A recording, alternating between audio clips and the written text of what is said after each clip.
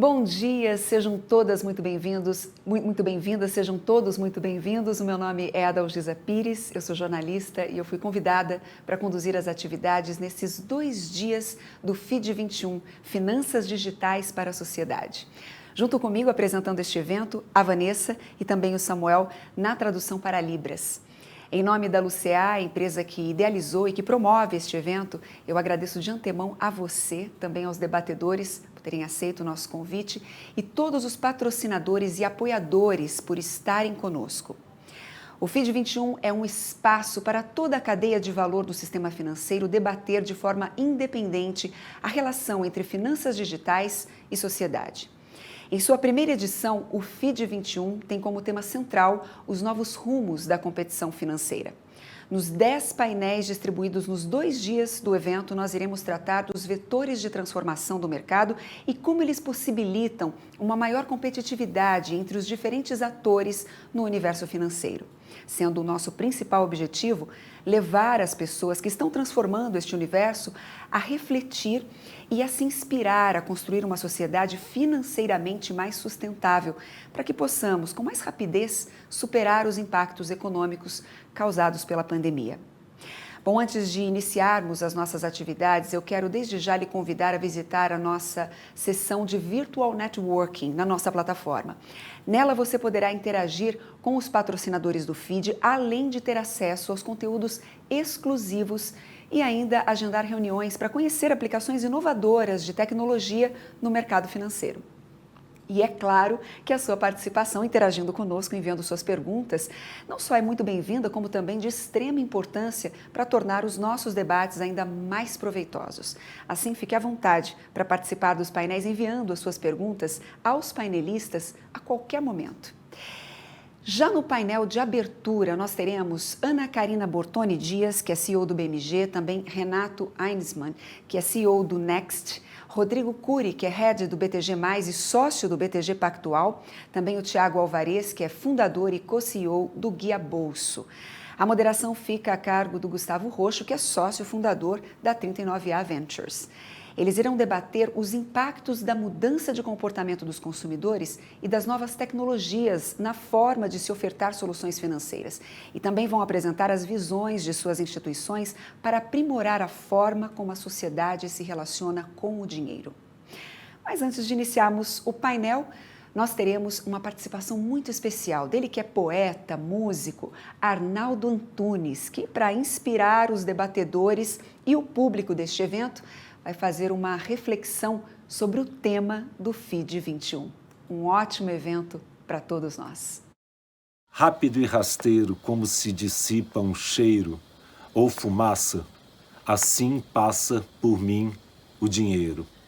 Oi, gente, eu sou Arnaldo Antunes e é um prazer estar aqui no FID 21, onde as pessoas que estão aí transformando o mundo financeiro se encontram para discutir a nossa relação com o dinheiro. E quando eu fui convidado para fazer essa abertura, eu me lembrei de uma canção que eu compus há mais de 20 anos atrás em parceria com Jorge Benjor, se chama Dinheiro. Eu gravei no meu disco um som e ela é da época em que dinheiro ainda era um pedaço de papel. Mas eu acho que várias reflexões dela sobre dinheiro continuam valendo para a gente se inspirar. Agora que o dinheiro virou um arquivo digital, é bom sempre a gente ter em mente os conceitos de valor, de riqueza, né? Dinheiro não se leva para o céu, o que não se quer, melhor não comprar. Enfim, ela dá alguns recados que podem inspirar vocês. Eu vou fazer ela acompanhado do meu filho Tomé no violão. Dinheiro é um pedaço de papel, dinheiro é um pedaço de papel, dinheiro é um pedaço de papel, dinheiro é um pedaço de papel. O céu é um, o céu é um. O céu na foto é um pedaço de papel, pega fogo fácil. Depois de queimar dinheiro vai pro céu como fumaça. Também é fácil rasgar com as cartas e fotografias. Aí não se usa mais, aí não se usa mais porque dinheiro é um pedaço de papel. Um pedaço de papel é um dinheiro, dinheiro é um pedaço de papel. pode até remendar com durex, mas não é todo mundo que aceita. O que não se quer, melhor não comprar. O que não se quer, melhor não comprar. O que não se quer mais, melhor jogar fora do que guardar em casa. Dinheiro tem valor quando se gasta. Um pedaço de papel é um pedaço de papel. Dinheiro não se leva para o céu. Porque dinheiro é um pedaço de papel e não cai do céu. Se você tá aí de bobeira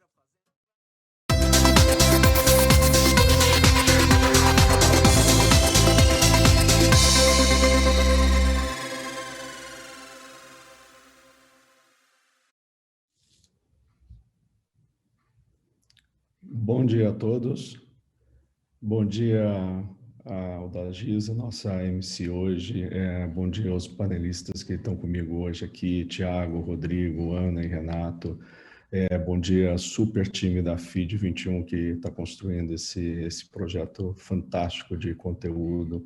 E principalmente bom dia a quem está aqui com a gente nessa manhã de segunda-feira, que o meu glorioso São Paulo é campeão depois de muito tempo. Espero que vocês aguentem com a mesma alegria que eu estou hoje, que é nosso papo. A gente vai ter um papo, acho que super interessante, de 1h30 aqui com essa turma que é super fera. E acho que isso daqui só é possível tendo vindo uma iniciativa da Nair, do Marcelo, que são colegas aí de longa data de construção de eventos no tempo de SIAB, e que quando eles começaram a pensar nesse negócio de fazer uma plataforma de conteúdo independente, moderna, eu falei, poxa, esse negócio não tem como dar errado, e portanto acho que é um super prazer, uma honra para mim estar aqui no primeiro painel aqui da abertura. Daqui a 20 anos isso daqui vai ser contado como história, tenho certeza. E, bom, para a gente ir começando, esquentando um pouco aqui os motores, a turma, né? Acho que o tema principal desse painel, que seria os novos rumos da competição financeira. Assunto super complexo, porque a gente poderia dar o viés que a gente quisesse para isso, a gente teria mais 1h30 para cada tema que a gente está por trás desse conceito, vamos dizer, dos novos rumos, né? Mas eu acho que talvez eu iria começar provocando um pouco nossos 4 panelistas aqui, em cima de tanta coisa que está hoje impactando o sistema financeiro, o negócio de vocês particularmente. O que vocês acham que são mais relevantes? O que eu quero dizer com isso, né? A gente está num momento no mundo depois de muitos anos de taxas de juros baixas no mundo inteiro, mesmo no Brasil, é uma coisa absolutamente inusitada para quem tem menos de 70 anos, né? A gente está vendo uma expansão fiscal muito violenta pós-pandemia nos países que já estão deixando esse problema para trás.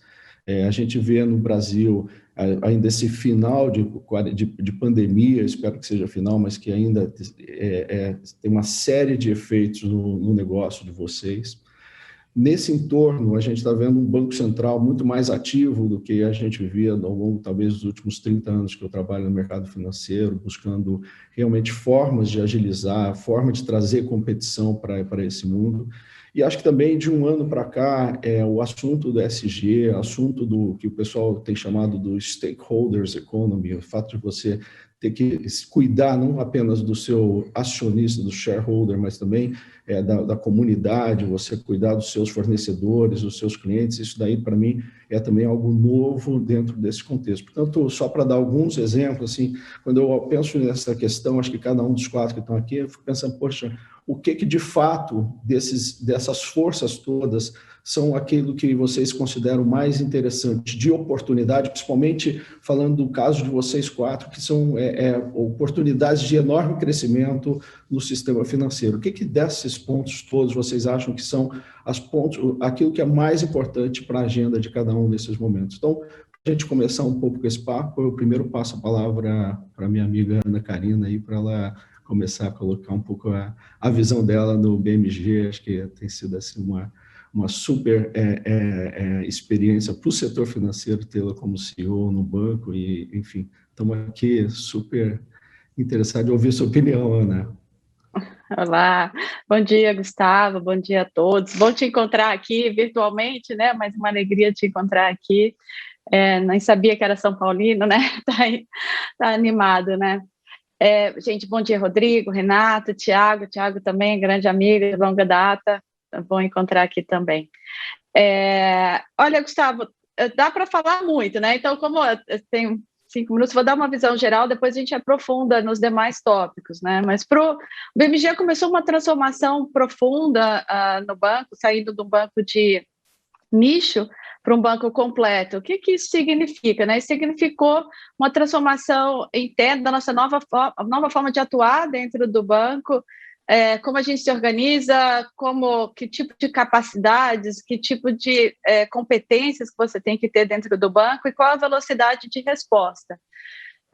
Com isso, a gente, pensando nos canais, a gente tinha 2 canais importantes, correspondente bancário e Help. Ali a transformação envolvia muita eficiência e qualidade. Qualidade foi a palavra da vez. Eu acho que esse aí é um ponto importantíssimo, a gente não pode parar de falar. E quando a gente pensa em qualidade, a gente pensa principalmente no cliente. E o que foi o trabalho nessa direção, né, de qualidade? Foi digitalizar tudo, automatizar todo o processo, tirar o papel e passar todo para o modelo digital, de forma que desse muito mais segurança para o cliente nessa direção. Isso não foi simples, você tem que mudar toda a cadeia. Você tem que ajudar o cliente a aprender a ser digital e você tem que ajudar o parceiro a mudar. Então, esse foi um braço aí de mudança importante. No caso da Help, já era uma loja totalmente de formalização digital, mas a gente, no meio dessa transformação toda, ainda tivemos, como você colocou, a pandemia, que é super difícil para todos, e envolve o distanciamento social. Então, ali além de digitalizar, era aprender a trabalhar remoto. Então, você conseguir ensinar os seus clientes a poderem adquirir o produto à distância e ensinar toda a sua força de venda a fazer isso. Em março de 2020, 100% de um produto específico era formalizado em loja. Em maio já era 50%, nunca tinha sido formalizado de forma diferente. Então, ali você teve que acelerar. Eu falo que a gente transformou em 5 semanas o que a gente pensava em fazer em 1 ano.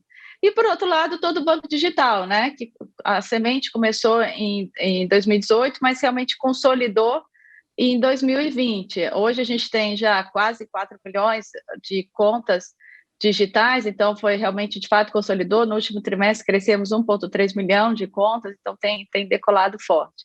E aí isso tudo você tem que fazer numa roupagem de modernização importantíssima. Quando você fala de ESG, vamos falar do G primeiro, né? Sem uma boa governança, uma governança sólida, ágil, com muito respeito ao stakeholder, você não consegue fazer nada disso. O BMG também tem uma bandeira forte de diversidade. Como é que a gente reforça? Hoje, nosso conselho é formado 50% mulheres e homens, temos uma diversidade boa também na diretoria. Isso aí vem por quê? Porque a gente acredita fortemente que diferentes perspectivas trazem melhores respostas. Então, por isso, esse olhar todo em diversidade e social também. Então, esse é o grande guarda-chuva. Eu falei de maneira geral, depois a gente vai aprofundar nos diferentes tópicos, né? Até para também ouvir meus colegas. Mas para isso também tinha que envolver competências. Para isso a gente comprou 30% da Haro Labs, ali a gente criou agora a Haro Labs Academy para desenvolver já o estudante de tecnologia e depois poder participar do banco ou também para a sociedade, né? Não precisa necessariamente estar no banco, mas um olhar muito forte da gente reforçar toda a nossa parte tecnológica, né? Nossos talentos, dos desenvolvedores e tudo isso, porque hoje você não faz uma mudança dessa, você não faz uma transformação dessa sem um olhar muito forte de tecnologia. Eu estava falando com um repórter há pouco tempo, ele falou, na sua diretoria, quantos olham tecnologia? Eu falei, acho que a melhor pergunta é quem não olha, né? É mais fácil, assim. Não tem nenhuma área, desde recursos humanos até atacado, que não tem que ter um olhar muito forte para tecnologia. Então, olhando todas essas dimensões, vamos falar qualidade, qualidade, qualidade. Para isso, melhor usabilidade, melhor respeito ao cliente e uma modernização forte do banco, de dentro para fora. Só depois dessa modernização que a gente, de fato, mudou a marca. A gente lançou uma marca nova em julho do ano passado, já trazendo, a gente fala muito do digital, né, dentro do BMG, né, que é o melhor do físico e do digital, do humano e da tecnologia. Então, essa simboliza a nossa marca. Então, um resumo um pouco da nossa transformação. Super obrigado. Não, eu acho que você falou vários pontos, eu acho que depois que cada um poder falar aqui, acho que já trouxe assim, vários questionamentos que ele também queria ouvir a perspectiva dos demais. Mas só para abrir aqui, vou passar para o Renato agora. O Renato aqui, nesse grupo, é o único que eu não conheço, então super prazer aí te conhecer, Renato. E, cara, acho que nesse contexto todo, o Bradesco é uma instituição que todo mundo olha, sempre com muito respeito pelo sucesso, pela cultura muito forte. E acho que você está num desafio super importante agora de fazer coisas novas, de construir alguma coisa inédita dentro do Bradesco. Todo mundo fica olhando, poxa, o que será que o Renato, o que ele tem na cabeça, para que lado que vai isso, como é que o Next conversa com os outros negócios do banco, como que é a tua autonomia para fazer os negócios. Então, talvez você pudesse, dentro desse contexto que a gente falou, das forças, falar um pouco desse teu desafio sensacional aí, seria ótimo, para a gente começar a foco. Você está em mudo. Desculpa, essa é a frase mais falada da pandemia, né? Você está em mudo. Bom, em primeiro lugar, bom dia a todos, muito obrigado aí pela participação de todos. Bom dia, Gustavo, Ana Karina, Rodrigo, Thiago, muito bom estar com vocês todos aqui. Eu vou falar um pouquinho do Next, até porque assim, você falou muito do Bradesco, né? O Next é uma empresa independente, o Bradesco é hoje o único investidor, mas ele tem exatamente essa visão de ser um investidor, nada impede para frente que venha um sócio financeiro, um sócio estratégico. O Next tem vida própria e essa é a ideia, né? Essa questão da independência corporativa é um ponto fundamental do Next e foi assim que a gente chegou já e estamos em vias de atingir 5 milhões de clientes, coisa de alguns poucos dias.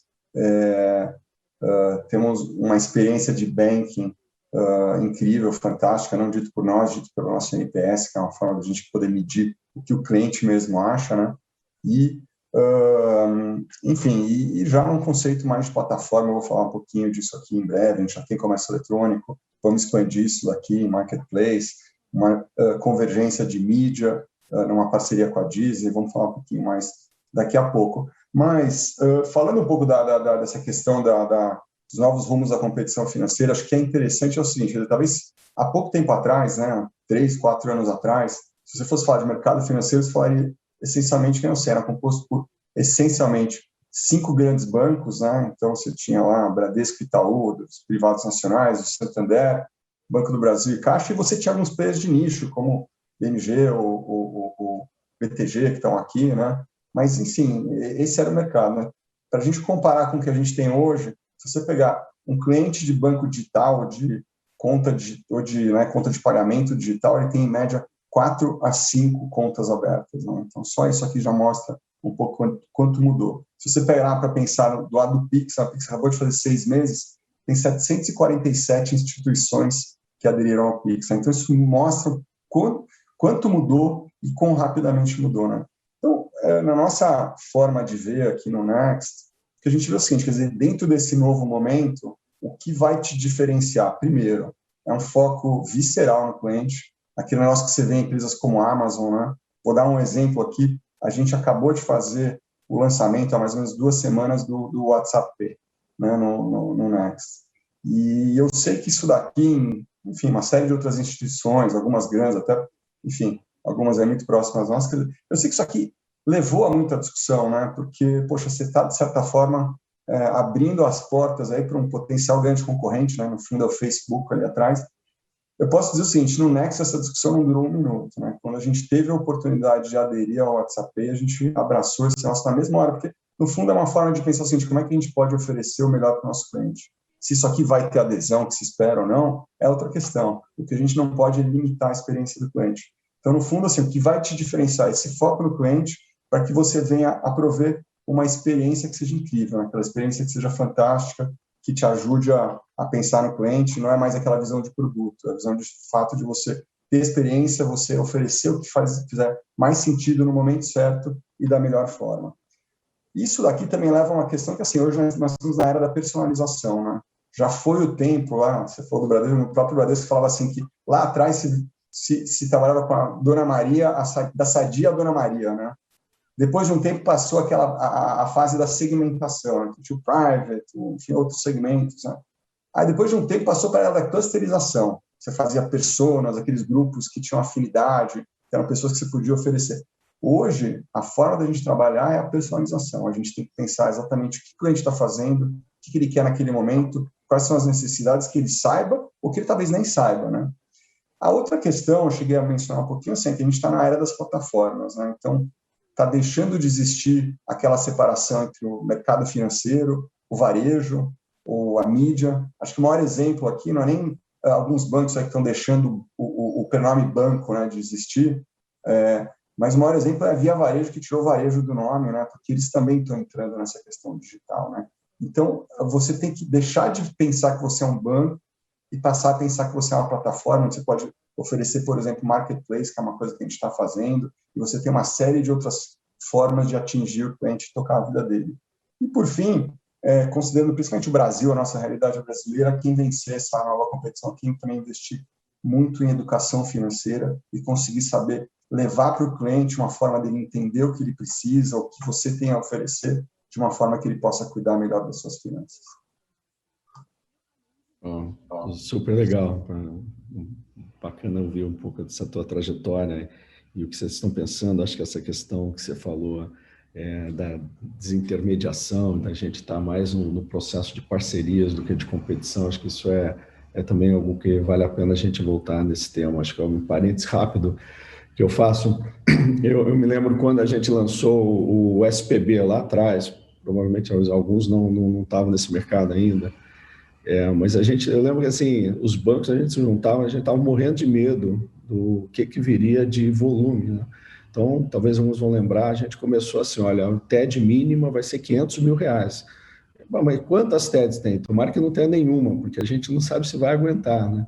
E aí o processo foi caindo, eu acho que TED, o limite mínimo zero, acho que só apareceu 10 anos depois da gente ter lançado o SPB, né, o Sistema Financeiro Inteiro.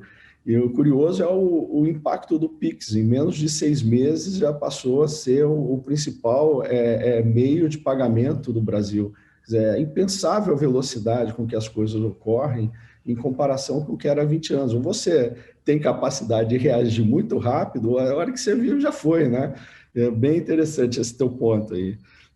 Mas passar agora para o meu colega aqui, o Rodrigo Cury, do BTG, e está aí na luta aí para construir um banco que acho que também tem tudo para ser um negócio de grande sucesso, uma marca maravilhosa e gente muito boa lá.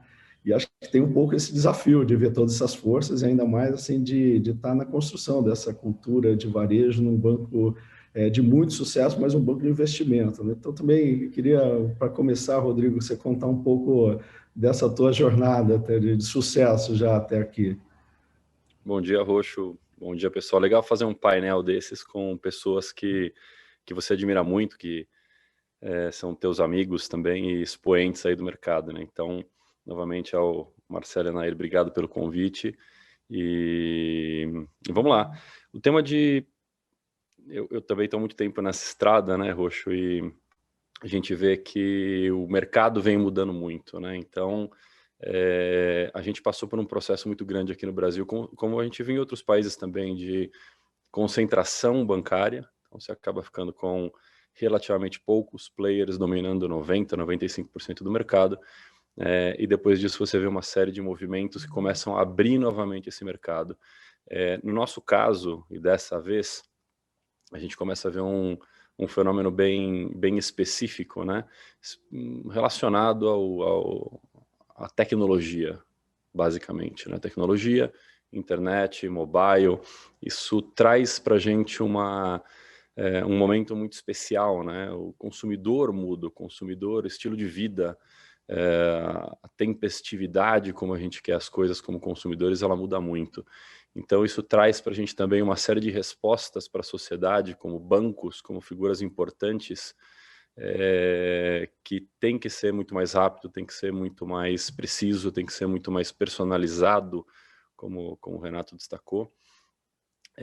Então, no nosso caso, né, BTG Pactual, um banco com quase 40 anos de uma história de muito sucesso, em mercados capitais, clientes institucionais, clientes corporativos, e que esse mercado fica muito complexo entrar porque existia uma grande barreira de entrada que era a rede de agências, né?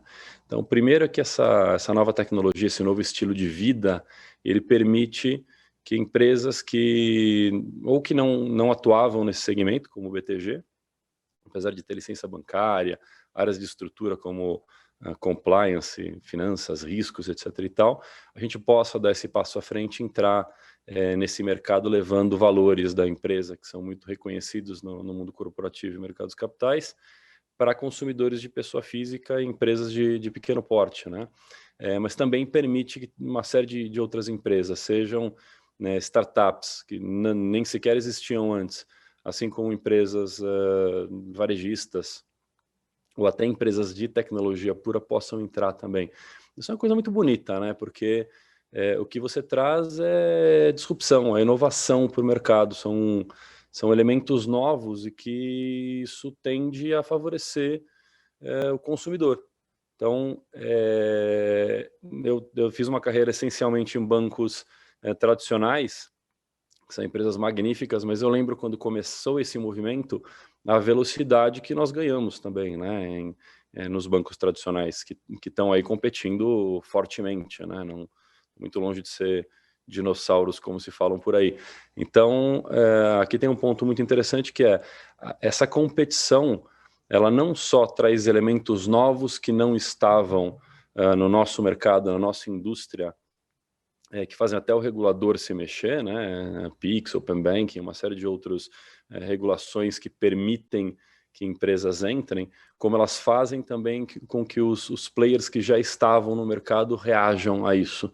E isso é legal porque traz para a indústria novos horizontes, né? Quem ganha é o consumidor, quem ganha é a sociedade, e acho que todo mundo está trazendo coisa nova, né? Então, evidentemente, a gente tem olhado muito de perto o que os bancos digitais têm feito. Outro dia me perguntavam, o que é uma conta digital, né? Falando assim, conta digital é uma conta como qualquer outra, né? A única coisa é que você se relaciona, se movimenta, se transaciona nessa conta de forma digital.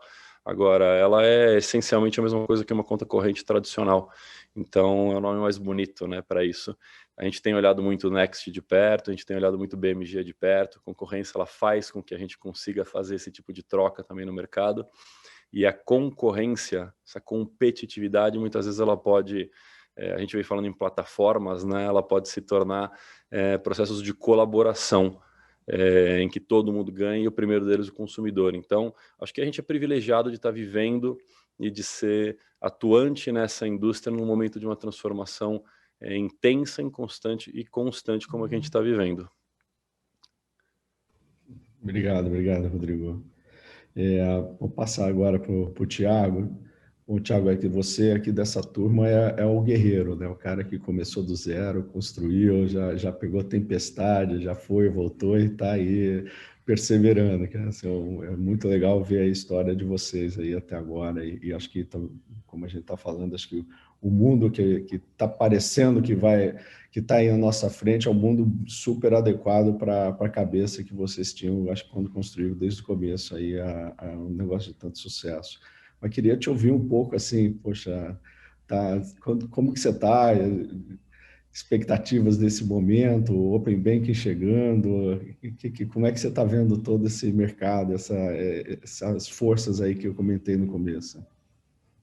Legal. Obrigado pelo convite, pessoal, e obrigado, Roxo. Só não vamos pedir só para a gente não falar muito de futebol, porque eu sou vascaíno, então Tô de luto já há alguns anos, uma década aí, no mínimo.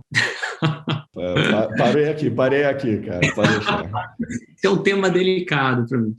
Brincadeiras à parte, assim, quando a gente... se eu olho o histórico, provavelmente, assim, do Guia Bolsa, é muito interessante, porque o mercado evoluiu para um caminho que eu queria muito que tivesse evoluído e fico muito contente de ter visto isso tudo. Então, assim, a gente começou o Guia Bolsa lá em 2012, né?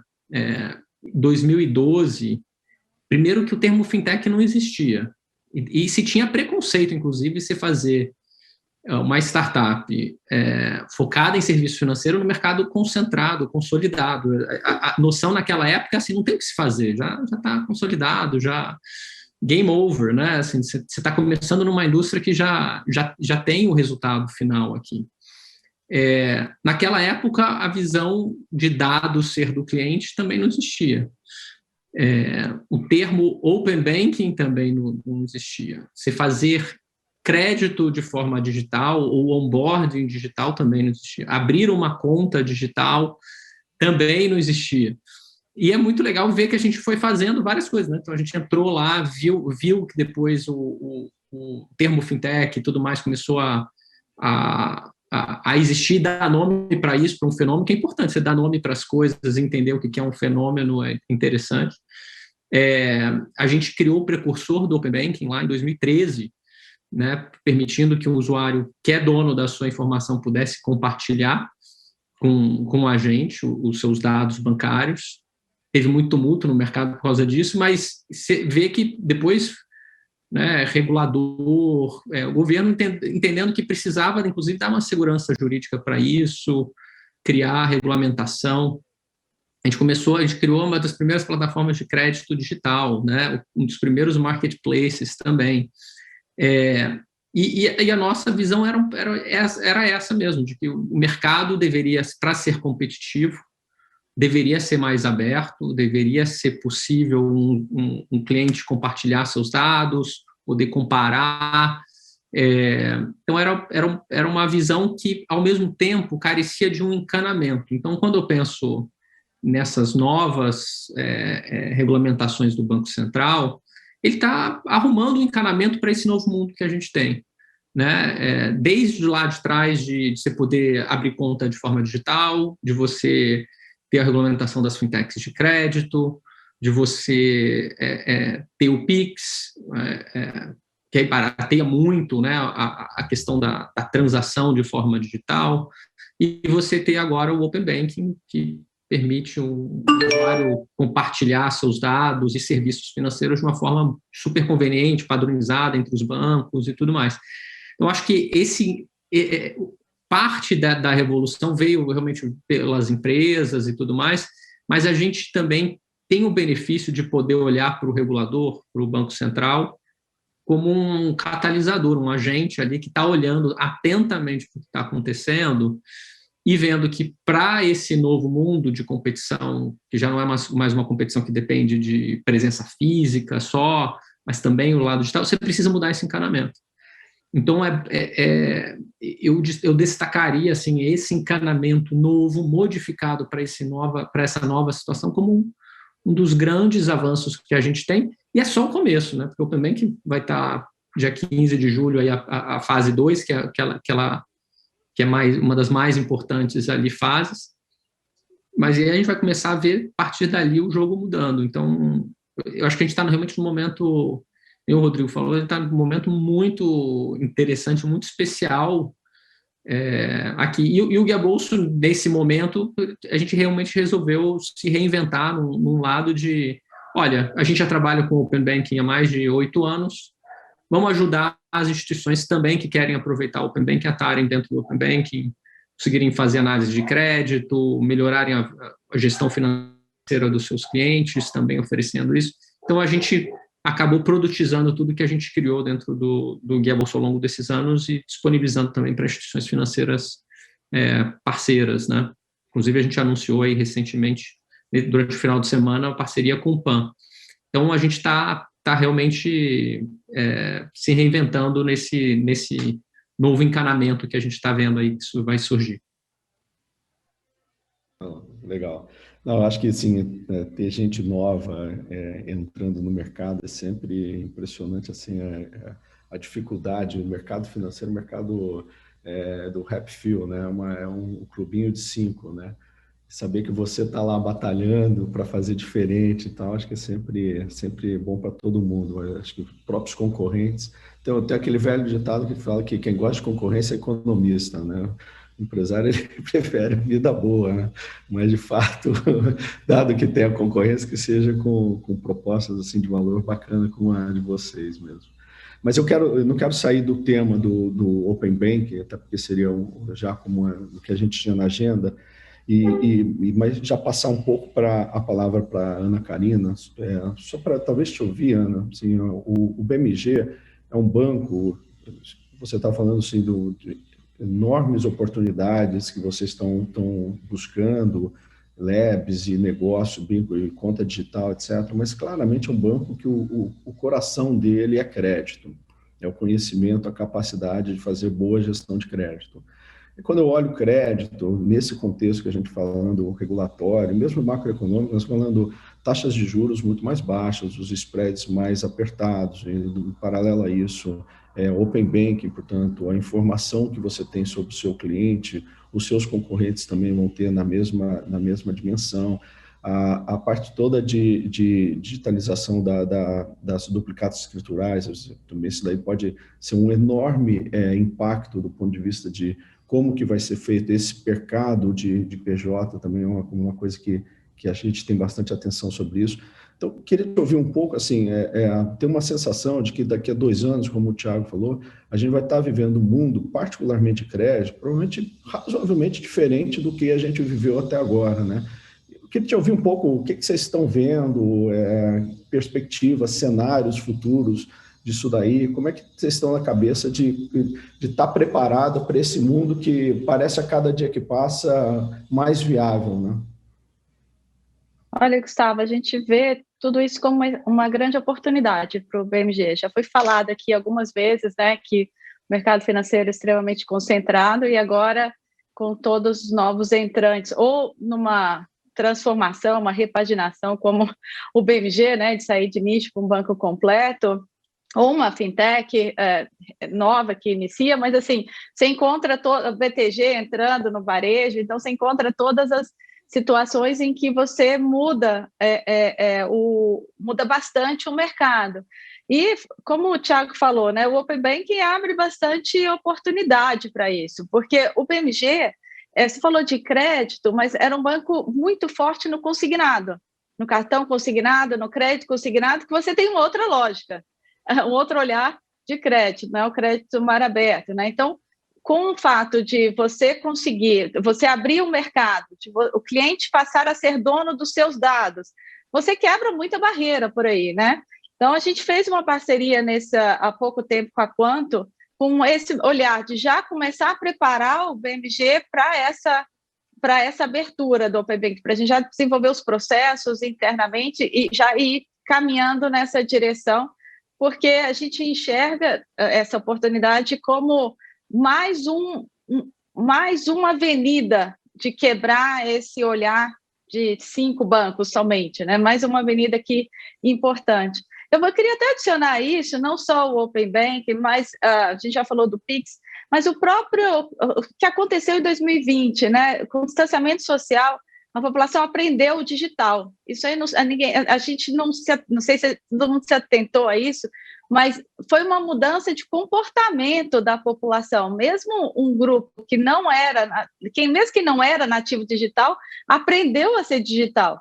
Aquele exemplo que eu dei, né? Um público que não estava habituado a fazer uma formalização à distância, aprender do dia para a noite porque precisa, né? Na necessidade você aprende. Então, isso também, esse fato dessa transformação de 2020, também é um grande elemento para essa discussão toda que a gente está fazendo, que a população precisava aprender o digital e ter. Você imagina você está numa cidade que você tem 2 agências de 2 bancos, era isso que você tinha de oportunidade ali, e não saía disso. Esse é o nosso Brasil. E agora não, agora quem aprendeu, você tem 20, 30 opções. Então, assim, nós como banco temos que olhar bastante essa experiência do cliente e como fornecer não só crédito, mas oferecer serviços para que o cliente escolha. Então, isso vai ser uma mudança absurda no mercado. E não vai ter, eu não acredito que o mercado vai aterrissar de novo em 5 ou 6, mas sim num número maior, com bancos se especializando com perfis diferentes e capturando clientes com perfis diferentes. Então, é isso que eu vejo pela frente. E o Open Banking, que é o assunto que você colocou aqui, nos permite, dentro de todas as regras, nos permite que a gente possa oferecer, sim, um crédito muito melhor para o cliente, com uma história muito melhor. Isso quebra totalmente a barreira, e eu vejo com muitos bons olhos o Banco Central capitaneando isso. Todo esse olhar aí, da gente pensar o banco de forma diferente. Legal. Eu só queria fazer um comentário para te ouvir rapidamente aqui sobre isso, que eu tenho visto muitas fintechs ou empresas ligadas ao setor financeiro construindo modelos com força de venda forte, terceirizada.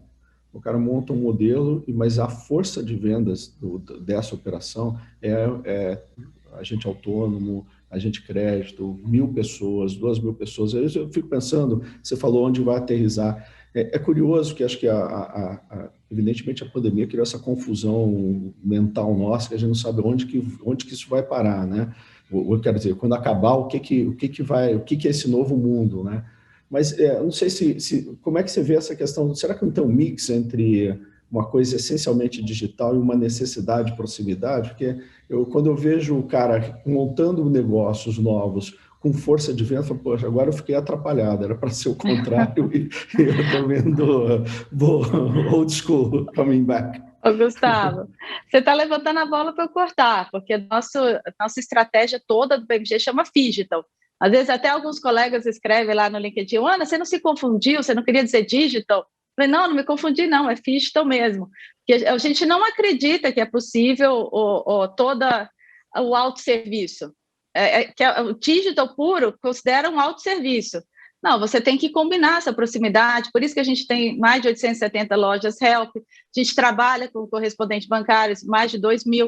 Então, você tem que combinar isso. Agora, levar a digitalização para a ponta.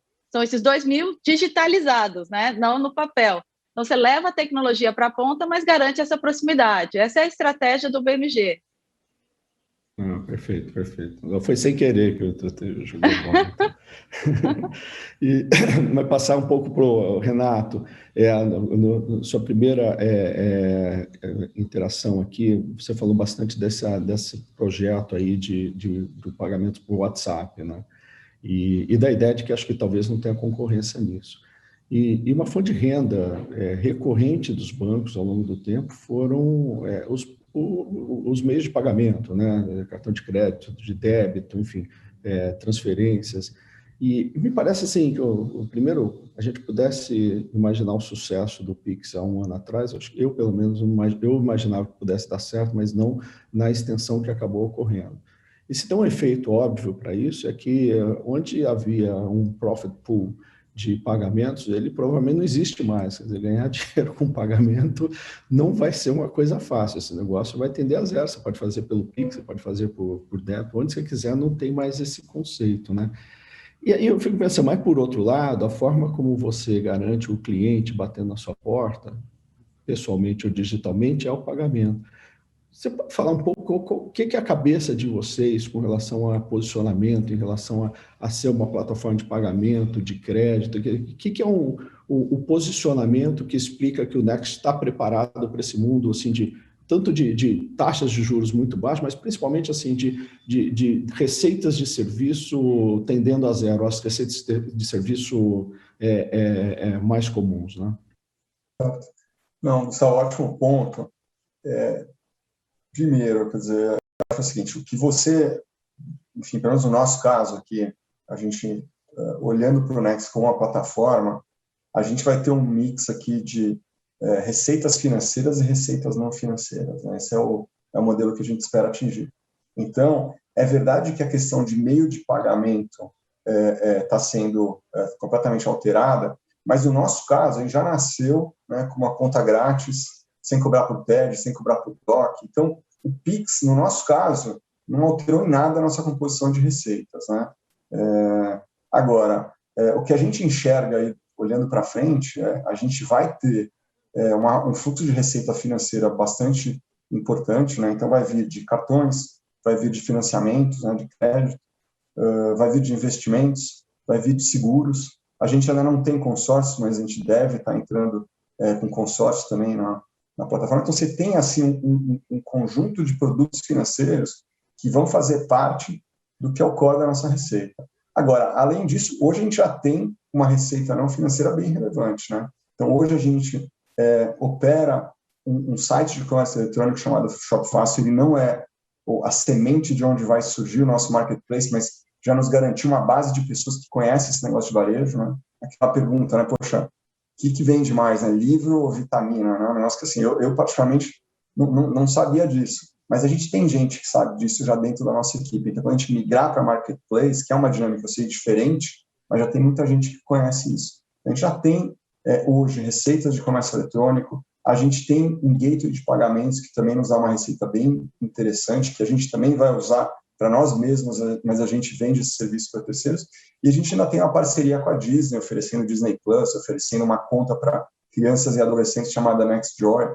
Então, assim, hoje a gente já tem uma base bem diversificada, vamos chamar assim, de receitas. A gente acha que isso aqui, né, com o tempo, ele aumenta ainda mais, né? Então, é um cenário diferente. E para fazer um gancho aqui com o negócio do Open Banking, né, que também, enfim, é mais uma coisa que vai mudar, acho que eu vou até pegar um pouco onde é que a gente está, né, porque pouca gente percebe que, assim, a gente já está hoje na era do Open Banking, né, já estamos na fase 1, que começou em fevereiro, é que ela é menos visível, porque o que aconteceu é que essa fase ela tem a ver com troca de informações entre as instituições, então para o cliente é como se não tivesse começado, mas ele já começou.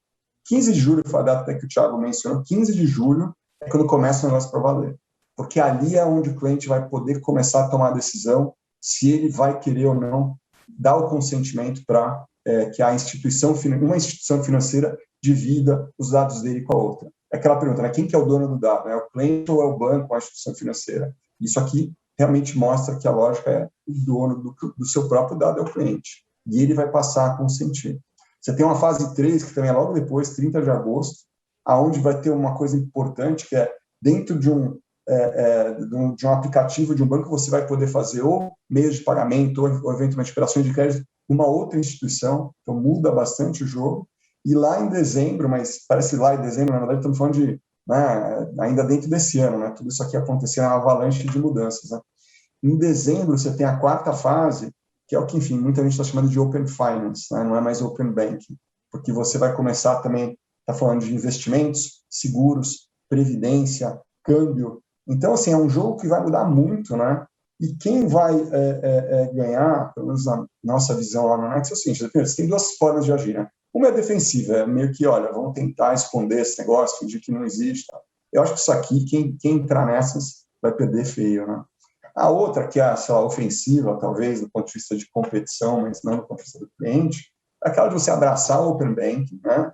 E você tentar usar o dele para melhor servir o teu cliente. Então, assim, quem vai ganhar esse jogo é quem fizer muito uso de analytics, né? Então você tem que ter muito boas ferramentas de analytics, você tem que também aproveitar para dar uma ótima experiência para o teu cliente, tanto do ponto de vista de agregar contas, quanto do ponto de vista de ajudá-lo a gerir melhor seus recursos, a ter uma visão melhor das suas questões financeiras, né? Mas aí, com toda essa informação e com essa capacidade de gerar uma experiência interessante, aí você vai conseguir fazer previsões melhor, você vai conseguir dar para o teu cliente sugestões de ofertas ou de serviços que ele possa ter, que vão ser muito melhor. O último ponto é que, assim, cibersegurança passa a ser um tema ainda mais relevante, né? Os dados são mais relevantes ainda e, portanto, a responsabilidade de cada instituição financeira aumenta ainda mais nesse cenário. Você está no mudo aí, Gustavo? Obrigado, descontou, né? E, não, cara, isso é muito interessante o que você falou. Eu queria até passar a palavra agora para o Thiago, para ouvir um pouco ele, mas eu só vou pedir 1 minuto da paciência de todo mundo. Vou passar a palavra para a Dalgisa, que acho que a gente tem um break rápido e voltamos logo em seguida, em 5 minutos. Exatamente, a gente faz um rápido intervalo, mas você pega aquele cafezinho e continua aqui com a gente. Jogo rápido e a gente já volta para falar mais sobre esse assunto.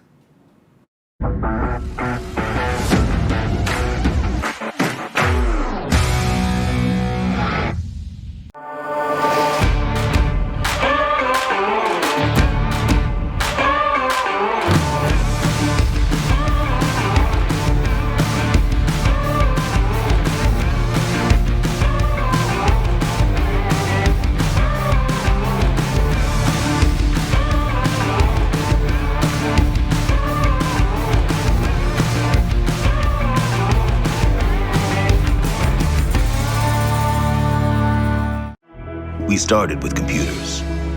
We didn't stop at computers. We didn't stop at storage or cloud. We kept going, working with our customers to enable a kind of technology that can guide an astronaut back to safety and help make a hospital come to you instead of you going to it. So when it comes to your business, you know we'll stop at nothing.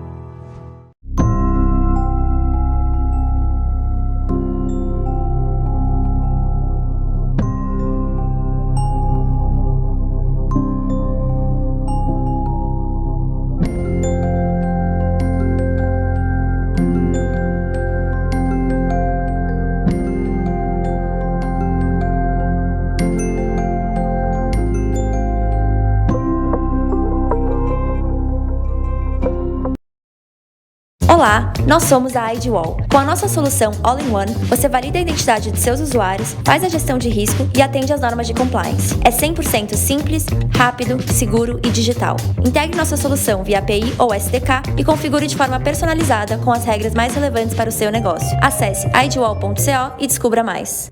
Uma revolução acontece quando as pessoas percebem que podem mudar o futuro. A tecnologia, os negócios, os trabalhos. As pessoas estão mudando. Estamos no meio da 4ª revolução industrial. A Salesforce pode ajudar você nessa transformação. Há 20 anos, estamos focados em um único objetivo: ajudar empresas a se conectarem com seus clientes de um jeito totalmente inovador. Salesforce, o CRM número 1 do mundo.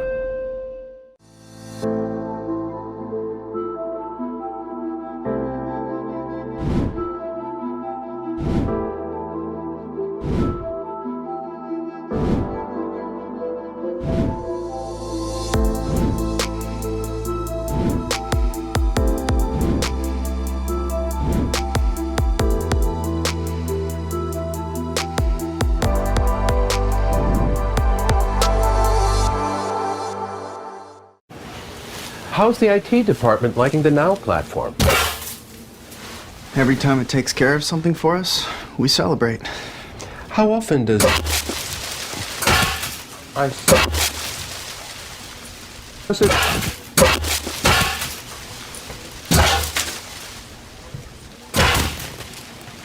Got it. ServiceNow, the smarter way to workflow. Well, here we are again, at the beginning of everything. Hello, AI. AR. IoT. IE. The digital and total transformation of how we live, move, and work. Yes, we're all set to harness some extremely powerful ideas. And we say, giddy up. Change is our chance to make the world we want. Combining creativity, technology, and business, we can elevate the experience of everything for everyone. But this cannot be done alone, as there is no one person on Earth that can connect all these dots to create the bigger picture. Luckily, we're not one person. So, take charge of the change. And let's begin.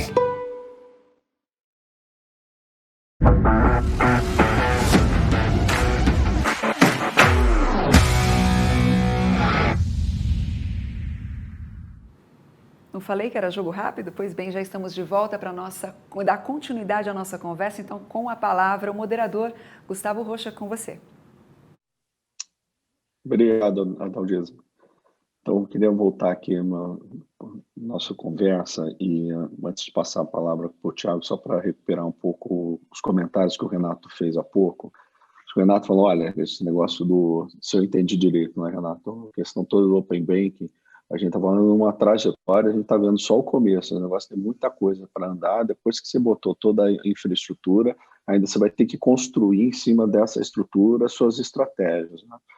E, pô, acho que você é o cara que acompanha esse negócio de perto há mais tempo, assim, fora o Guia Bolsa, acho que você já viu de tudo aqui, lá fora.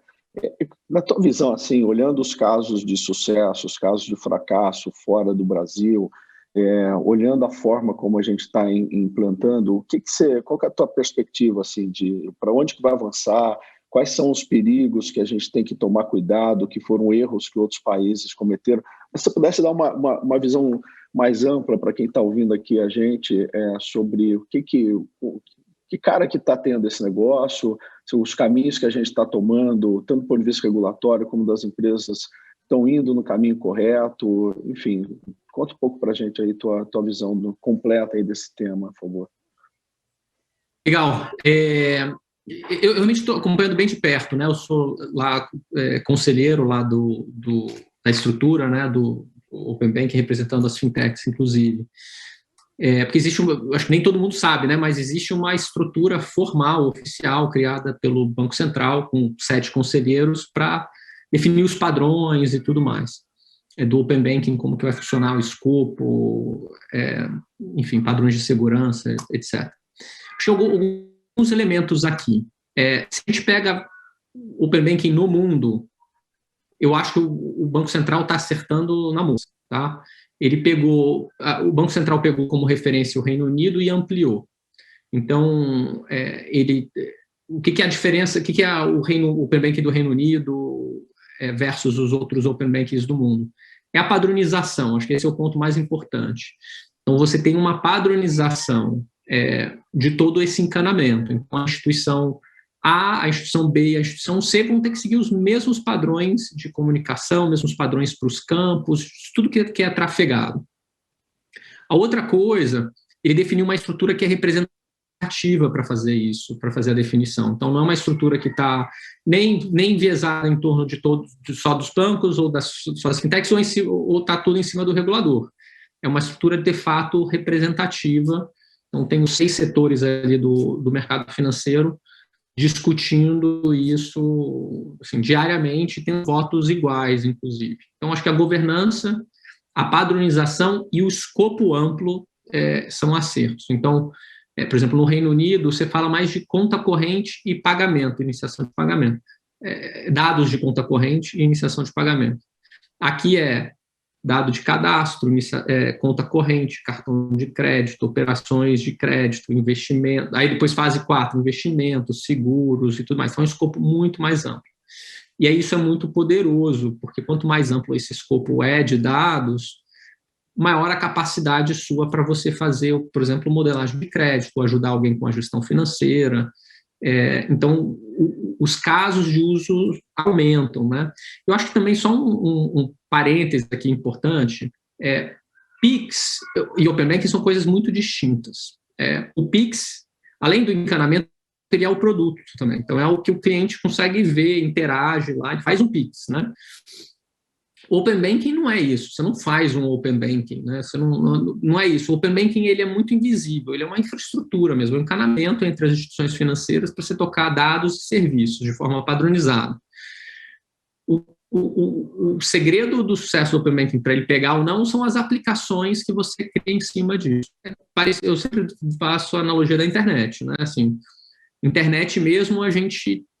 É difícil até descrever, mas a gente conhece o que é o e-mail, o que é o Google, o que é uma rede social, isso a gente entende que são as aplicações. Aqui é a mesma coisa. Então, o que eu estou curioso para ver é assim, quais são as aplicações que a gente vai ver. Então, por exemplo, no Guia Bolsa a gente conseguiu comprovar algumas aplicações. Então, aplicação para crédito, especificamente. Então, o nosso modelo de crédito aumenta em 13 pontos de KS, que é como se avalia performance, vai de 28 pontos para 41 pontos de KS, a performance de uma análise de crédito. O que significa isso? Significa que você consegue aprovar mais 10% de gente e com 17% a menos de inadimplência. Poxa, isso é incrível. Então, você já consegue comprovar isso. Gestão financeira, o impacto que uma gestão financeira tem em alguém. Ela consegue aumentar em 55 pontos o score dela ao longo de 3 meses. Ela investe 60% a mais ao longo de 12 meses. Então, a gente consegue ir comprovando os diversos casos de uso, mas eu acho que cada instituição vai ter abordagens distintas, vão ter algumas coisas que são semelhantes. Eu estou vendo muita instituição que vai criar gestão financeira, por exemplo, como um caso de uso, que é um caso de uso interessante, porque traz valor para o cliente e, ao mesmo tempo, traz essa visão da necessidade de compartilhar a sua informação para um caso de uso abrangente, né, para aquela instituição ali financeira. Então, se eu fosse olhar do ponto de vista regulamentar, o Banco Central acertou, e não sou nem só eu, tá? Eu entrevistei o Imran, que é o trustee lá do Reino Unido, né, de UK, há 2 semanas atrás. Expliquei para ele um pouco ali como que estava sendo no Brasil, e ele falou, olha, legal, porque estão aprendendo com todos os nossos erros. Então, do ponto de vista da regulamentação, muito bom. E eu estou vendo realmente muito interesse do ponto de vista das instituições que falam com a gente, de aplicar isso de forma extensa e sempre em benefício do consumidor final. Interessante mesmo. E acho que a gente está um pouco mais na frente, né, não diria atrasado, né, mas é o que você falou, assim, se acertar a mão naquilo que é mais importante. O Rodrigo, acho que talvez a vantagem que você tem nesse processo é estar construindo tudo do zero, né, e, portanto, com capacidade de surfar o máximo possível todo o contexto de Open Banking, né? Dá uma ideia para a gente aí de o que vocês têm na cabeça. Legal. Primeiro, é bom saber que o Thiago faz parte aí do conselho do regulador, porque se der errado o Open Banking, a gente sabe quem colocar a culpa, né? Mas, brincadeiras à parte aqui, a gente está acompanhando isso bem de perto também, porque como novo entrante no varejo, a gente tenta fazer tudo da maneira correta, né? Então, primeiro é você construir um novo banco, um novo player no mercado que tem as tecnologias mais modernas, né? Então, a gente sabe que muitas vezes que legados de tecnologia são um grande entrave para o teu desenvolvimento. O segundo a gente sabe que hoje das coisas que mais importam, independente de Open Banking, uma das coisas que mais importa para nós como consumidores é a maneira como manejam os nossos dados, né? Os nossos dados eles têm que ser usados para trazer coisas boas para a nossa vida, para o nosso dia a dia. Isso não é uma coisa trivial. Então, tem realmente muito pouca gente no Brasil que consegue fazer o que uma Amazon nos Estados Unidos faz, o Spotify, Netflix, empresas que realmente têm sistemas preditivos, conseguem usar o seu comportamento, o seu perfil, para realmente trazer valor agregado para o seu dia a dia. Então, minha grande ambição, por mais difícil que seja, é realmente fazer do BTG+, uma empresa muito mais parecida com essas que eu acabei de mencionar, do que com os modelos de banco de varejo, banco que serve pessoa física, que a gente está tradicionalmente acostumado, né? Porque hoje o banco ele é quase, você para o seu dia a dia para fazer o seu dia a dia bancário, para pagar suas contas, para fazer suas coisas do dia a dia, e depois volta para a sua vida normal. Por que não ter mais isso integrado, né? E o Open Banking, ele provavelmente é a base de informação mais rica nesse aspecto, porque eu consigo realmente entender histórico, eu consigo realmente entender o que o cliente quer, como ele faz, como é o crédito dele. No futuro, fase 4, os investimentos. Então, e o grande desafio aqui é o que o Renato comentou anteriormente, que você destacou, o Roxo. Realmente não é a informação em si, mas como usar essa informação. Esse é o grande desafio, né? Como impactar a vida do cliente. Então, quando a gente fala de Open Banking, eu estava numa live com o Thiago na semana passada falando sobre isso, eu vejo isso em 3 camadas, né? Uma primeira camada que é o regulatório, aquilo que a gente já está fazendo, porque a gente tem a sorte de ter um regulador que está fomentando o desenvolvimento de novas tecnologias, a competição, a competitividade e a inovação. Então, todo mundo vai ter que fazer esse tipo quem quiser participar do sistema vai ter que fazer uma série de desenvolvimentos e atender uma série de critérios, de padrões. Uma segunda camada eu diria que são soluções, são casos de uso que são muito estándares, muito padrões. Todo mundo vai ter. Então, todo mundo vai enriquecer seus modelos de crédito, todo mundo vai trazer algum tipo de informação adicional que está disponível no outro banco e você não tem ainda. Então, todo mundo vai ter. É meio commodity. E depois tem uma terceira camada, que é a parte mais difícil de todas, que é como realmente desenvolver soluções que impactem a vida do cliente. Aquele fator de inovação adicional que só você tem, ou que você é o primeiro a ter, ou um dos primeiros. Como fazer isso? Esse é o grande desafio para todos nós, né? E a outra coisa é o Open Bank, o cliente pode realmente, porque a gente sabe que as chaves do Pix, quando você escolhe um determinado banco para o teu CPF, por exemplo, o CPF só fica neste banco, a não ser que você porte isso, mas você não tem vários bancos recebendo ou fazendo o teu Pix através do teu CPF. O Open Bank não. O Open Bank realmente você pode abrir isso a vários bancos, desde que esses bancos, essas instituições, te deem vantagens para usar os seus dados. Então, a gente realmente está num momento em que a gente consegue, de alguma maneira, mudar o papel que o banco tem nas nossas vidas, que eu acho que é o importante. Trazer respostas, novamente, para o usuário, para o consumidor, para a sociedade, que sejam diferentes daquilo que foi feito nos últimos 10, 20, 50 anos, né? Então, eu realmente acho que a gente está se preparando aqui no BTG para trazer essas respostas de alguma maneira. Minha ambição é essa e estamos trabalhando arduamente para que isso seja uma realidade. Legal. Acho que teve um ponto. Eu falei que não ia falar mais de futebol, Thiago, é a última vez. Eu estou um pouco rouco por causa do jogo de ontem, mas eu parei aqui, tá? Não, mas acho que o ponto que Renato e Rodrigo mencionaram, que eu queria ver quem que gostaria de comentar em cima, eu tenho uma coisa que tem me intrigado, que é o seguinte: você vê vários bancos sempre falando muito em marketplace, em você trazer o cliente, em você dar uma experiência que vai além da experiência bancária, vamos dizer assim, para esse cliente. E é curioso que no passado, mesmo assim, na década de 2000, tinha uma coisa, os bancos têm que se repensar e tal. Então vamos fazer um café, um Starbucks dentro, tal, tudo sempre no contexto de tentar fazer o banco parecer menos banco do que de fato ele é, né? E agora a gente vê muito esse conceito do marketplace, né? Acho que particularmente no Brasil, mas no mundo inteiro. E eu trabalho muito com startups e o engraçado das novas empresas, o que elas mais querem é ser banco, né? Poxa, eu queria mesmo ter um bank as a service aqui para fazer.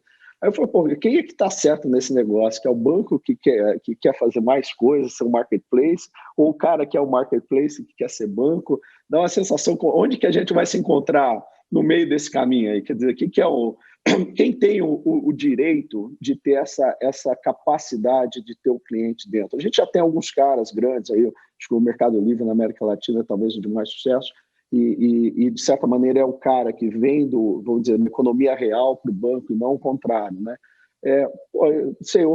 Deixo aberto aqui, quem se propõe um pouco a refletir sobre isso? Acho que todos podemos falar um pouquinho sobre isso, né? Porque, manda lá, Rodrigo. Todos somos bancos, eu vou ser bem breve também, mas eu acho que, pelo menos no nosso caso, a gente não quer deixar de ser banco, né? Eu acho que é uma coisa muito difícil de se tornar, fazer gestão de risco, ter tesouraria, ter licença bancária, saber navegar em um ambiente super regulado e ainda assim ter sucesso, né? Então são coisas muito importantes. Só que hoje a gente está falando de um mercado que tem muitas opções, em que todo mundo está, de alguma maneira, entrando com serviços financeiros, não falando só de banco, né? Mas a gente fala de startups, que você mencionou, varejistas, né? Quantos varejistas grandes, tradicionais, também têm serviços financeiros? Provavelmente todos, algum tipo de financeiro, né, que seja um cartão. A gente tem as big techs, então a gente fala das startups que já são tech por natureza, mas também tem as big techs, Google, Apple, Facebook, etc. e tal, também entrando nesse mercado. E também tem todo um mercado surgindo aí, que no Brasil ainda é um pouco incipiente, mas você vê alguns países que se destacam um pouco mais, que é o que a gente chama de peer-to-peer, né, que são as próprias pessoas emprestando, fazendo crowdfunding, né, que é essa modalidade de você conseguir financiar projetos através de investimentos de pessoa física, coisas do gênero, né? Então, eu acho que para os bancos também trazer valor agregado para o consumidor poder voltar para a sua plataforma, para o seu aplicativo, conviver, trazer maior valor, eu acho que é até uma questão de sobrevivência, né? Então, não sei se só marketplace, eu gosto de mencionar um banco russo chamado Tinkoff, que é um banco de quase 20 anos, aí, que ele é rentável faz bastante tempo, uma startup, um banco digital, que tem todo um pilar lá que eles chamam de lifestyle, de estilo de vida, que é um marketplace. São reservas de restaurante, reserva de entretenimento, teatro, cinema, esse tipo de coisa, viagem. Então, tem uma série de coisas que quando o cliente, eu não acredito no modelo chinês aqui no Brasil, mas eu acredito que qualquer tipo de valor agregado que você traga para o cliente num processo de pagamento, num processo de que tem algum tipo de movimento financeiro ou monetário, ele realmente pode trazer valor agregado e fidelizar esse cliente. Acho que a grande palavra aqui é fidelizar, é criar recorrência. Acho que é o caminho. Alguém mais quer comentar sobre isso? Não? Renato? Posso falar aqui, quer dizer, enfim, muito do que o Rodrigo falou, concordo. Acho que sim, você tem muita gente indo atrás daquele modelo do super app, né? Eu particularmente acho que o super app ele existe na China e numa menor escala na Índia.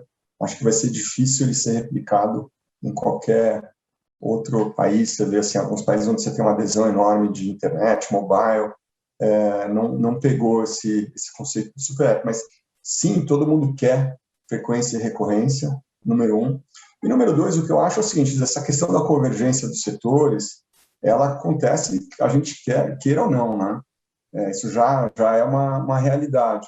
Então, o que eu acho é o seguinte, quer dizer, o que você tem que fazer é tentar aproveitar o melhor dos mundos. Então, assim, no nosso caso, por exemplo, quando a gente pensa no marketplace, a gente pensa em, primeiro, dar uma experiência super interessante para o cliente com questões concretas, né? Então, você consegue hoje, seja usando cashback ou de outras formas, levar para o cliente produtos com preço mais interessante, né? Então, você leva uma comodidade extra e, enfim, se você conhece o mercado financeiro, enfim, como a gente acredita aí, que a gente conhece, você consegue também oferecer algumas soluções financeiras que permitam ele também ter acesso a alguns produtos que ele talvez não teria, com financiamento de uma forma diferente, que seja mais intuitivo para o cliente. Então, eu acho que esse conceito aí de plataforma, né, acho que essa é a questão, ele veio para ficar, e essas barreiras entre setores, elas vão cada vez diminuir. Eu acho que no final das contas você tem que estar pensando não, enfim, aonde que é a tua área de atuação, de uma maneira mais estanque, mas pensar o seguinte, aonde o cliente vai enxergar maior valor no que você tem para oferecer, e aí eu acho que vai ser comum. Daqui a pouco você vê assim, o próprio seguro, saúde, está começando a mudar. Antigamente, seguro-saúde era simplesmente uma coisa que você oferecia para proteger a pessoa, né, num caso de enfermidade ou o que fosse. Hoje, você vê já vários players oferecendo telemedicina. Então, assim, essas barreiras estão mudando, né? Por isso que eu acho que, no final, a gente tentar encapsular a nossa atuação no setor financeiro dessa forma não cabe mais, né? Acho que a barreira de entrada, que até o Rodrigo comentou, da agência, ela deixou de existir quando surgiu esse negocinho daqui, né? O celular com a antena ligada. Mas essas barreiras deixaram de existir quando você... Enfim, no nosso caso, quando a gente tem 5 milhões de clientes, a gente tem 5 milhões de agências, né? Cada um com um celular. Então, essa nova forma de fazer banking, ela muda e o conceito de banking se amplia. Acho que essa é a forma de eu enxergar, pelo menos. Eu acho que concordo com vocês falando, por favor. Não, eu queria só trazer um outro ângulo, não falar o que meus colegas já colocaram, mas acho que tem um ângulo também, não só de toda a experiência, marketplace, proposta de valor, mas também educação financeira, que vai ajudar bastante com o Open Banking, mas a gente já tem experiências positivas nesse sentido. Então, por exemplo, no BMG a gente criou um produto chamado Poupa Pra Mim, em que parte do que o cliente paga, o resto, por exemplo, os 10 centavos, 20 centavos, você raspa e vai para um cofrinho. Então, ano passado, a gente fez uma pesquisa, 46% dos clientes que aderiram a esse produto nunca tinham poupado na vida. Então, isso é importante. Esse outro lado da educação financeira, quando você fala do marketplace, que o cashback vai para investimento, depois o cliente pode tirar, mas começar a ensinar o cliente não só esse olhar crédito, mas também guardar dinheiro para um segmento da população é fundamental.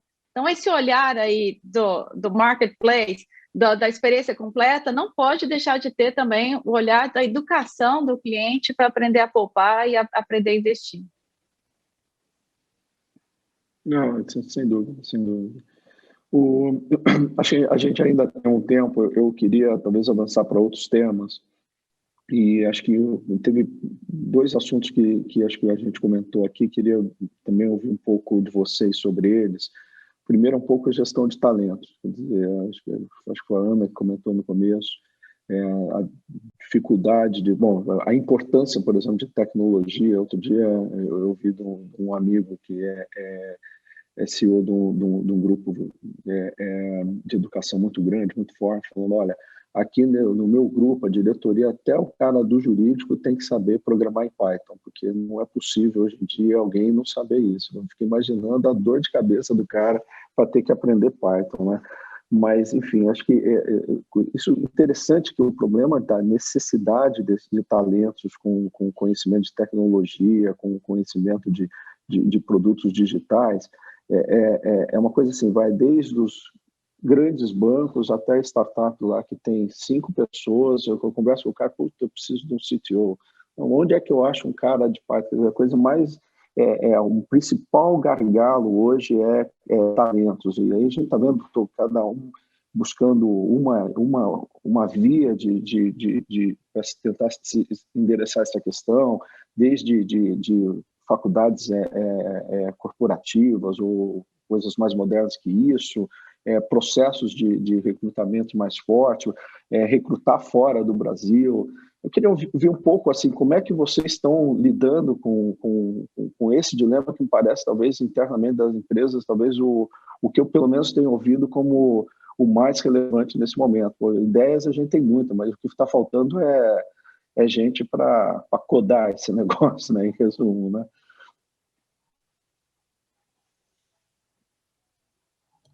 Já começar, Thiago? Vai lá, por favor. Eu posso começar. É engraçado, assim, eu acho que se a gente tiver uma perspectiva histórica, hoje, por incrível que pareça, está muito melhor do que estava em 2012, quando a gente começou. 2012, a gente buscava já product owners, product managers de tecnologia, você não encontrava ponto. Não tinha. De novo, o termo não existia direito aqui no Brasil, tinha lá fora, mas aí quando você vinha trazer aqui, não tinha ninguém se a pessoa conhecia, não tinha experiência. E tinha uma outra empresa que usava isso e que formava pessoas nesse sentido. Hoje em dia é bem diferente. Então, assim, eu acho que tem um lado de processos de tecnologia, skills de tecnologia, os papéis, pelo menos agora você já tem isso, o pessoal já está sendo formado em relação a isso, migrando de carreiras para isso, mas a gente tinha que formar, a gente passou os primeiros, talvez assim, 4, 5 anos formando. O ponto era, você não precisa, por exemplo, para PO, né, Product Owner, Product Manager, você não precisa ter experiência, você vai ter um perfil de Business Analyst, e é isso, então a gente vai recrutar você como sendo um Business Analyst, e a gente vai te formar do começo até você ter. Agora não, agora você consegue pegar do mercado, olhar, existe mercado hoje em dia, antes nem existia mercado, eu acho que esse talvez seja o ponto. Tudo bem, é um mercado competitivo, mas agora existe essa ponta e liquidez, então acho que já é um grande avanço. Aí, para atração, eu acho que tem várias coisas, né? Assim, obviamente, cada um tem seu value proposition e tudo mais, mas se você está falando de tecnologia, isso aqui é gente boa, é o desafio. Esse é o principal. Qual é o desafio de tecnologia, de produto que você vai fazer? E se a pessoa entende que aquilo é um desafio de fato, você vai conseguir atrair os melhores. Se ela entende que, putz, vou estar lá sendo mais um, copiando algo, fazendo mais alguma coisa, você não está trazendo tão bem esse desafio para essa pessoa, sabe? Então, e aí você vai atrair um perfil específico de talento nessa situação. Acho que queria adicionar aí o que o Thiago falou, que além do desafio, acho que tem que ter muito propósito e um ambiente inclusivo. A gente trabalha muito no BMG com diversidade e inclusão. Mas com mais, além do desafio, claro, né? A pessoa tem que saber ali, eu vou transformar, estou mudando, criando um banco de nicho, um banco completo. Então, assim, o que isso significa? Tudo isso tem um olhar muito forte. Então, não tirando o desafio da mesa, mas a inclusão faz uma diferença absurda. Você tem um lugar que você pode ser quem você quiser ser. Então, assim, isso aí cria um ambiente muito mais suave, muito mais fácil, que a turma realmente queira ficar, não só atrair, mas reter, né? Porque também o talento sai, né? Então, como é que você retém o talento para continuar nessa jornada com você? Eu acho que também tem que ter esse olhar importante aí da inclusão. Desculpa, Ana, antes de passar para os demais, eu só queria fazer um follow-up nesse teu ponto, porque a minha questão, talvez, com relação à inclusão, o desafio que você tem de formação das pessoas. Quer dizer, o ideal seria que você conseguisse ser mais inclusivo, evidentemente, mas como é que você garante que você cria um processo de formação que, de fato, essa pessoa ela vai conseguir ser parte do grupo mesmo, né? E não simplesmente um programa de incentivo que vai meio funcionar de lado. Não sei se na tua experiência, como é que equaciona essa questão aí de você conseguir dar a formação adequada para poder, evidentemente, ter um ambiente mais inclusivo. Acho que, Gustavo, você que me conhece, você sabe que eu venho do mundo de treinamento on the job, né? Onde eu fiz a minha carreira completamente. E a gente trouxe isso muito forte para o banco, né? Então, hoje a gente já vê até nossos profissionais sendo requisitados pelo mercado, porque são profissionais que participaram dessa transformação forte com muito desenvolvimento no dia a dia, essa lógica de desenvolver, de crescer e se desenvolver fazendo. Então, a melhor forma de desenvolvimento é essa, assim, coaching e treinamento on the job, com isso, e um desafio forte ali, algo que você tem que entregar com entregas claras. Essa combinação, realmente, eu considero matadora. Perfeito. Rodrigo? Eu ia complementar, né, voltando ao tema da tecnologia, a dificuldade que existe hoje na contratação de profissionais. O primeiro desde a perspectiva, quando eu comecei a trabalhar há alguns poucos anos, eu lembro que tecnologia era uma área de back office. Então, as pessoas de negócios, profissionais de negócio tinham as ideias geniais, sem muitas vezes nem saber direito se era o que o cliente queria, chamavam uma pessoa que fazia gestão de projeto e levava isso para a tecnologia, com sistemas que a gente tinha na época, com essa governança de desenvolvimento. Isso demorava, se fosse muito grande, um ano e meio, custava milhões de reais, e quando era entregue, ou já não era aquilo que o cliente precisava, ou não era exatamente aquilo que o cara de negócio, o gênio de negócio, tinha pensado inicialmente, né? Então, hoje, evidentemente, a gente falou muito de tecnologia aqui, a coisa está muito diferente. Tecnologia está na mesa com as pessoas de negócio, né? A gente fala usando o jargão em inglês, technology as business. Você conhece bem isso, né, Roxo? Porque você foi CTO e conhece muito de tecnologia, trouxe muito isso acho que para o mercado. E isso é uma coisa preponderante hoje. Tecnologia hoje é parte do negócio. Tecnologia hoje opina em preço, opina no produto, opina na priorização. Então, hoje, quando a gente fala de metodologias ágeis, muito mais do que um buzzword, muito mais do que grandes empresas tradicionais se transformando para parecer com fintech, é algo necessário, porque você tem essa decisão com tecnologia. Esse é o primeiro. O segundo, quando você fala em talento, e aí você fala de qualquer área, não só de tecnologia, as pessoas acho que estão um pouco cansadas dessa velha maneira de fazer empresa, de estruturas extremamente hierárquicas, de decisões que vêm de cima para baixo, que acabam tendo uma lentidão muito grande, né? Hoje as pessoas elas têm propósito, hoje as pessoas querem executar, elas querem ver o trabalho delas, elas não querem ficar tocando a bola de lado, né? Realmente elas querem atuar e fazer. Então, as empresas elas precisam se adaptar a esse tipo de coisa, elas precisam se transformar, aquelas que ainda não se transformaram, para entender que dentro da perspectiva de ter uma estratégia bem definida, uma comunicação muito constante, trazer as pessoas para o jogo, ter proximidade e, sobretudo, dentro desse marco estratégico, dá para os funcionários, dá para os colaboradores autonomia, independência na tomada de decisão e na construção, é algo fundamental. E acho que essa situação de pandemia também ela trouxe uma descentralização de mando e controle, como tinha antes, e ela favorece esse tipo de coisa. Apesar de ter trazido coisas não tão boas, né, não vou nem entrar no tema de saúde, mas desde a perspectiva de gestão corporativa, é muito difícil você não ver outras pessoas, você não interatuar com outros colaboradores, especialmente para quem está começando a carreira agora, mas por outro lado nós fomos obrigados realmente a delegar, a deixar as pessoas atuarem, porque você não estava em cima das pessoas, né? O que é uma coisa extremamente positiva. Concordo, sem dúvida. A gente viveu um período desse último ano e pouco que vai ser transformador para a vida de todo mundo, né? Só completar esse ponto dos talentos, eu tenho 2 filhos em faculdade e fazendo estágio, aí o mais velho começou a trabalhar em banco, o mais novo, o cara mais de banco, e o mais novo é mais assim, de computação, e aí o mais velho sempre brincava, um dia ainda vou te contratar para você fazer umas macro lá para mim e tal. E aí o mais novo começou a estagiar numa startup, falou assim, eu vou te contratar para fazer o meu IPO, né? Falando, o mundo deu uma mudada agora. Acho que a parte de tecnologia está um pouco mais sexy do que foi no passado, como vocês estão falando mesmo.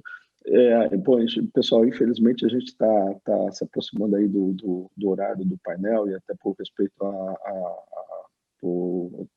o atendimento que vocês todos tiveram aqui com a FID 21, eu acho que eu prefiro, ao invés da gente parar algum tema no meio, mais ouvir de vocês aí umas últimas palavras aí de encerramento, o que do negócio de vocês, o que acho que são as mensagens fundamentais para deixar para o público, que acho que é um público relevante de mercado financeiro e tecnologia aqui. Vou começar, Renato, por favor, se você puder fazer os seus últimos comentários. Obrigado de novo, Renato. Eu prometo que eu vou ser rápido, mas assim, só queria fazer um comentário nessa questão da guerra por talentos, acho que isso aqui é um ponto fundamental, e acho que assim, além de tudo aqui que foi colocado, acho que dois pontos são muito relevantes. Um a gente tem muita colaboração, né? Isso aqui tem muito a ver com esse nosso ambiente aí de fintechs, né? Então a gente tem, por exemplo, uma colaboração com o Instituto Evaldo Load, onde a gente consegue trazer uma série de bolsistas, e isso aqui acaba ajudando a gente a ter um fluxo aí bem interessante de pessoas.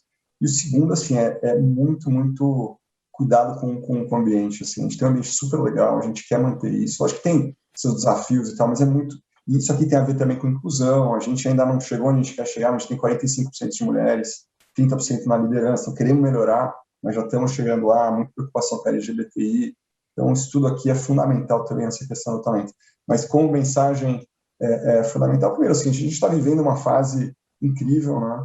Acho que é super animador, né? Exciting, né? O termo em inglês aqui, o que a gente está vivendo. Eu acho que a gente vai viver ainda mais uns 2, 3 anos de muita mudança, de muita coisa interessante, né? Do ponto de vista do consumidor, do ponto de vista de profissionais dessa indústria.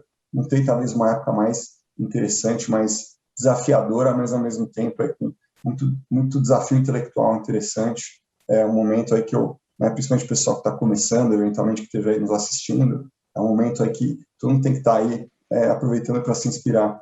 E eu queria também só falar uma frase aí que eu lembrei aí, a gente fala muito hoje em dia de ouvir o cliente, né? Então tem um ponto de atenção que eu lembro sempre aí, que é uma frase do Henry Ford, que a gente tem que de fato assim, ter muito foco no cliente, mas quando a gente pensar no futuro, a gente tem que talvez às vezes se abstrair e pensar um pouco não no cliente, mas o que está por trás.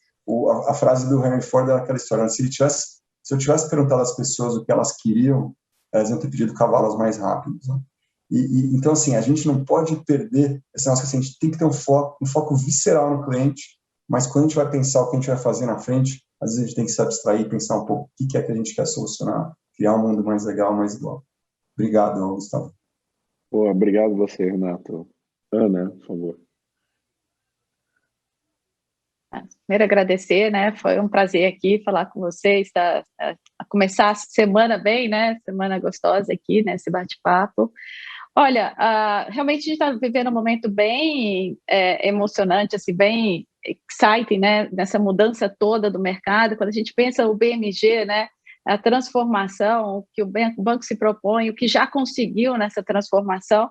Então, eu me vejo aí num momento muito bom do banco, olhando para trás e vendo que, de fato, o que a gente se propôs está acontecendo e tem muita coisa ainda pela frente. Acho que ainda tem muita oportunidade, a gente falou pouco aqui de diversidade, eu acho uma pena o número de mulheres CEOs de banco, assim, é um número ridículo perto da quantas mulheres talentosas tem aí, então acho que eu não posso perder a oportunidade de falar sobre isso também. Eu acho que aqui também vem a mudança do mercado, também tem que passar pela diversidade, não dá para mudar o mercado sem olhar esse tema. Então, eu queria agradecer aqui a presença e muito bom encontrar Gustavo, Thiago e conhecer o Rodrigo e Renato. Gente, obrigado. Obrigado, Ana. Eu acho que, bom, esse tema ele é super interessante e importante para a gente. Talvez a minha dúvida sempre é, se a gente fosse falar disso, a gente ia precisar de mais 1h30 ou 2 ou 3, porque ele merece essa relevância, tá? Thiago, por favor. Eu acho que, assim, se a gente está falando do futuro, né, do dinheiro, né, foi interessante a gente ter começado com o Arnaldo Antunes ali falando do papel, né, dinheiro é papel. Cara, eu não toco no papel de dinheiro assim, eu acho que talvez 1 ano, 2 já. Mas essa transformação ainda não atingiu todo o Brasil, está longe de ter atingido todo o Brasil, né? Então, assim, eu vivo na bolha aí da Faria Lima, então acho que a gente tem um caminho ainda grande de inclusão, de fato transformar essa concorrência e essa ebulição do mercado financeiro em mudança de vida para as pessoas, para o brasileiro, no final das contas. Então, acho que a gente está no treinamento, a gente estava no amistoso aqui ainda, sabe? Eu acho que a competição, o jogo mesmo vai começar em breve, mas ainda vai começar. E aí eu espero que, no final das contas, isso de fato se reverta em produtos melhores, produtos mais inclusivos e que a gente consiga ver um Brasil muito melhor a partir disso tudo e tirar aqui no final o chapéu para o Banco Central. Eu sempre brinco que assim, eu sou de Brasília, assim como a Ana Karina, né? Somos 2 brasilienses e eu brinco que para mim o prédio do Banco Central era sempre uma caixa preta, literalmente ali. E eu tenho visto um outro Banco Central nesses últimos 5, 6 anos aí de convivência com eles, entendendo que estão fazendo um trabalho incrível mesmo de encanador, né? De ajudar a mudar esse encanamento, trabalho de base essencial, que dá orgulho, no final das contas. A gente tem uma falta de orgulho do Brasil em geral, por N motivos, mas ali a gente tem uma instituição que funciona bem, e que eu acho que vai ajudar a ser um catalisador aí de tudo que a gente precisa para de fato, melhorar a vida dos brasileiros. Não, super lembrança mesmo, e compartilho 100% com você da admiração pelo que eles estão fazendo já há algum tempo, já acho que 6, 7 anos, como você falou. Rodrigo, por favor. Bom, primeiro agradecer novamente o convite, é um prazer falar com vocês, conversar aqui com esse grupo super seleto. Eu acho que dos papos mais interessantes que eu tive, porque a gente está falando de executivos de bancos e de instituições financeiras, né? Puder chamar o Guia Bolsa de instituição financeira também, né? Que é um grande parceiro do mercado, em que a gente não ficou falando de acionista, a gente não ficou falando de preço da ação, a gente não ficou falando de taxa de juros, nem de lucros, esse tipo de coisa. A gente ficou falando de tecnologia, diversidade, pessoas. Então, quando a gente fala, eu acho que super acertado o tema da FIDE 21, que é novos rumos da competição financeira, acho muito legal a gente ouvir essa nova narrativa que existe de empresas muito mais sustentáveis, empresas muito mais conscientes, empresas muito mais humanas. Então, apesar do digital ser forte, né, a gente é cada dia mais humano, a gente está cada dia mais pensando nas pessoas, no ambiente. Eu acredito, eu tenho uma convicção, na verdade, de que a maneira como os nossos colaboradores se sentem extrapola as barreiras físicas, que hoje já não são tão físicas, né, da empresa, e ela chega no mercado, chega nos clientes. Então, ter uma mentalidade tão construtiva, realmente eu acho muito legal a maneira como a gente discutiu isso, como você fez a mediação aqui, Roxo. Você sabe que eu sou um grande admirador do teu trabalho, não é de hoje. Então, mais uma vez, você confirma para mim o ser humano que você é, o profissional que você é, e essa troca aqui com a Ana Karina, com o Thiago e com o Renato, concorrentes e colaboradores e grandes parceiros. Desejar a todos muito sucesso, a vocês, ao pessoal do FIDE 21 e a todo mundo que está dando o privilégio de escutar a gente, as nossas ideias e falar um pouquinho dos nossos negócios e dos nossos projetos. Bom dia para todos. Bom, de novo, super obrigado a todos aí, acho que foi uma experiência fantástica, ainda mais para a gente estar abrindo essa iniciativa da FIDE 21. A única coisa que eu espero é que o ano que vem a gente esteja juntos, e dessa vez não virtualmente, mas juntos mesmo. Novos e antigos amigos aí, obrigado a todos. Eu vou passar a palavra aqui para a Dalgisa para dar continuidade no evento. Obrigado novamente. Obrigado a toda a audiência também. Muito bem, nós é que agradecemos, Gustavo, pela sua excelente condução, uma ótima conversa para abrir esse nosso evento. Ana Karina, mais uma vez, obrigada. Renato, também o Rodrigo, o Thiago. Enfim, nós voltaremos às 11 horas com o painel O Consumidor Orquestrando a Competição. Até já!